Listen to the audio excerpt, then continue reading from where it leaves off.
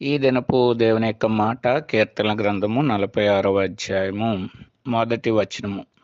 ఆయన నమ్ముకొనదగిన సహాయకుడు. దేవుడు నమ్ముకోవడానికి ఆయన తగినటువంటి వాడని లేఖనము తెలియజేస్తుంది. మానవులమైనటువంటి మనము నమ్మదగిన వారము. దేవుడైతే నమ్ముకొనదగినటువంటి వాడు.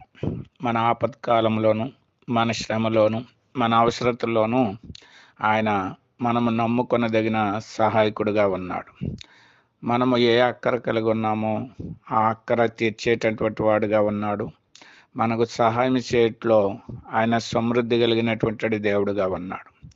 కాబట్టి ఆయన నమ్ముకొనదగిన దేవుడని మనం గుర్తెరిగినప్పుడు ఆయన నమ్ముకుని ఆయన సహాయం పొందగలిగేటటువంటి వారంగా ఉన్నాం.